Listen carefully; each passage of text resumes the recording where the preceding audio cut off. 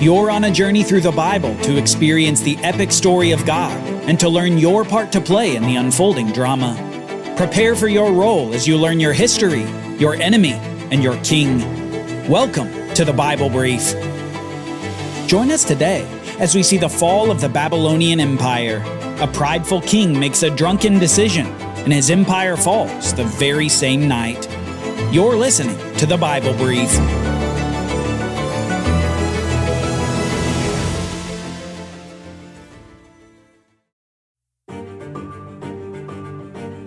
The king of Babylon is missing in action. Missing since that fateful day at the royal palace when he bragged to himself of all the grandeur of his kingdom that he'd built. Missing since he'd heard that voice from heaven speaking these words: "It is decreed to you, King Nebuchadnezzar, that the kingdom has departed from you. You will be driven away from mankind to live with the beasts of the field, and you will feed on the grass like an ox. And 7 times will pass over you, until you acknowledge that the Most High rules over the kingdom of mankind and gives it to whom he wishes." Nebuchadnezzar would be missing from rule for 7 years. 7 years of humiliation. 7 years living with the mind of a wild animal. The proud king of Babylon would be humbled by God until he recognized that the Most High rules. And so the 7 years pass, until the king finally returns to himself, discovering a previously unknown humility. At the end of the 7 years, Nebuchadnezzar says this: "At the end of those days I, Nebuchadnezzar, looked up to heaven, and my sanity was restored to me. Then I praised the Most High, and I honored and glorified him who lives forever. For his dominion is an everlasting dominion, and his kingdom endures from generation to generation. All the peoples of the earth are counted as nothing, and he does as he pleases with the army of heaven and the peoples of the earth. There is no one who can restrain his hand or say to him, 'What have you done?' At the same time my sanity was restored, my honor and splendor returned to me for the glory of my kingdom. My advisors and nobles sought me out, and I was restored to my throne, and surpassing greatness was added to me. Now I, Nebuchadnezzar, praise and exalt and glorify the King of heaven, for all his works are true, and all his ways are just, and he is able to humble those who walk in pride." God used the king of the large empire to illustrate the truth that God is king over all kings. He can give dominion to whomever he wills. People aren't owed subordinate sovereignty by God. Instead, he grants it for his own pleasure and his own purposes. No ruler is independent of God, and no power exists outside of God's sovereignty. A fact that the proud rulers of our present age would do well to remember. A fact too quickly forgotten among the kings of Babylon. After this account of the new humility of Nebuchadnezzar, the narrative quickly shifts to a later ruler of Babylon, a descendant of Nebuchadnezzar. This king's name is Belshazzar, and Belshazzar is removed from rule in an entirely different way. Rather than a 7-year hiatus like Nebuchadnezzar, Belshazzar is removed permanently in dramatic fashion. His removal begins with a big party, interrupted by a floating hand writing strange words on the wall. King Belshazzar held a great feast for 1,000 of his nobles, and he drank wine with them. Under the influence of the wine, Belshazzar gave orders to bring in the gold and silver vessels that Nebuchadnezzar his father had taken from the temple in Jerusalem, so that the king could drink from them, along with his nobles, his wives, and his concubines. Thus they brought in the gold vessels that had been taken from the temple, the house of God in Jerusalem, and the king drank from them, along with his nobles, his wives, and his concubines. As they drank the wine, they praised their gods of gold and silver, bronze and iron, wood and stone. At that moment, the fingers of a human hand appeared and wrote on the plaster of the wall, near the lampstand in the royal palace. As the king watched that the hand was writing, his face grew pale and his thoughts so alarmed that his hips gave way and his knees knocked together.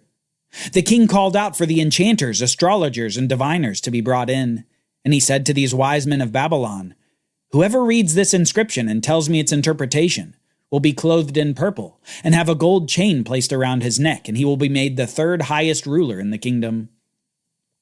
So all the king's wise men came in, but they couldn't read the inscription or interpret it for him. Then King Belshazzar became even more terrified, his face grew even more paled, and his nobles were bewildered. Notice the events leading up to the hand appearing to write on the wall. Belshazzar is throwing a party for thousands of people, and likely many were in a state of drunkenness. In this state, they decide to bring in some of the items formerly used in the Temple of Jerusalem for worship, items that would have been exclusively used by priests, as they had performed their duties in the temple built by Solomon. At the party, these temple items are brought in, and the partiers casually drink out of them, praising the Babylonian gods of gold, silver, bronze, iron, wood, and stone. These items for worship of the true God were used to worship the fake gods of the Babylonians.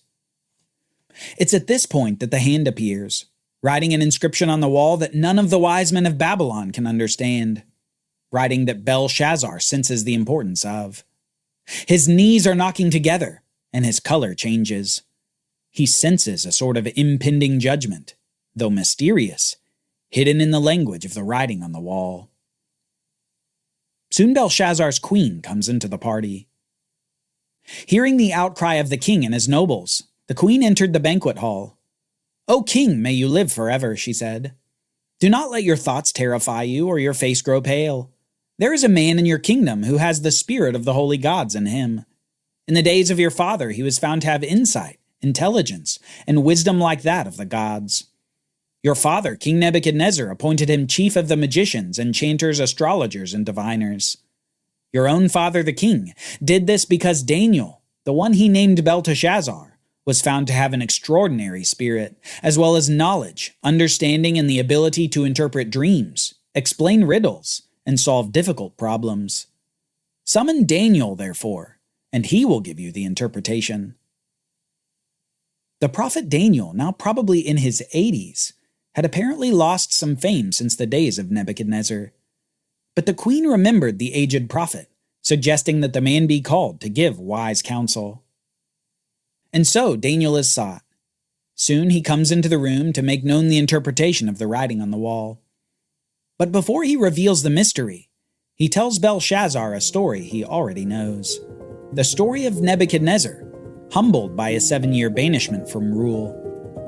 Daniel knows Belshazzar is familiar with the story, and Daniel knows that Belshazzar hasn't heeded its lesson.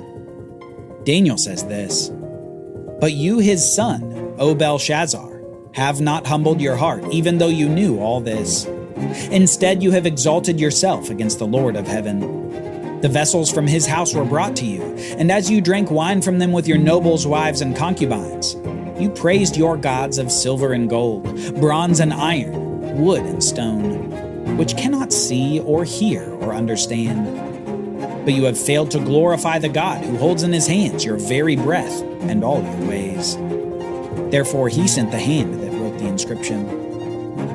Now this is the inscription that was written, "Mene, Mene, Tekel Parsin." And this is the interpretation of the message. Mene means that God has numbered the days of your reign and brought it to an end. Tekel means you have been weighed and measured on the scales and found wanting. Perez means that your kingdom has been divided and given over to the Medes and the Persians.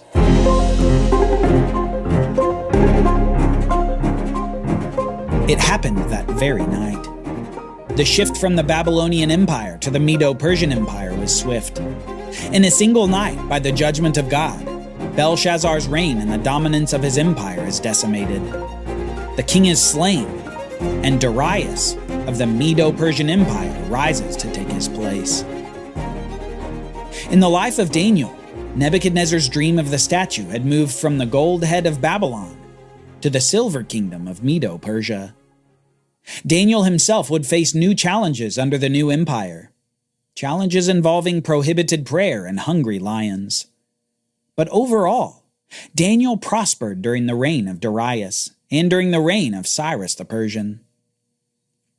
And chronologically, after the reigns of Darius and through Cyrus, Daniel's part in the story comes to an end.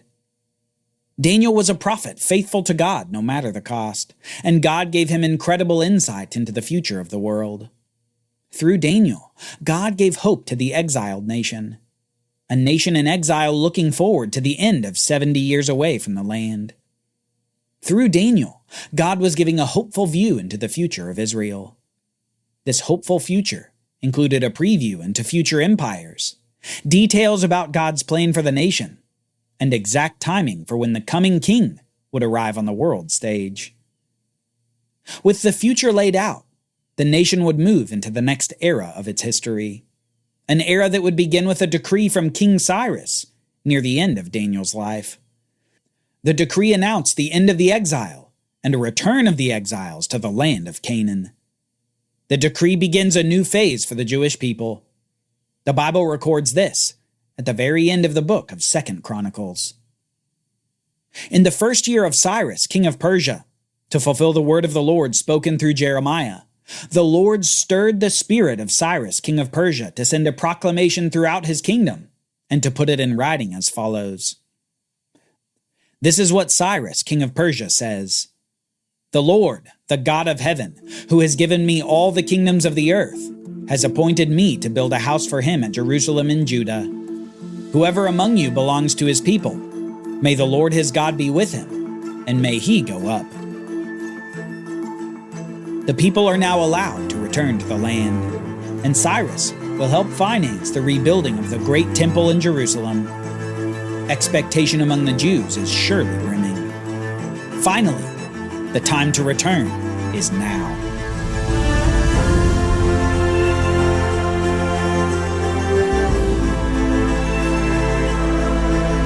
Join us next time as we see a remnant of exiles return to the land. What will they find when they get there? Will it be peace or war? And how will this work out with Cyrus still ruling over the region? Will David's dynasty ever return?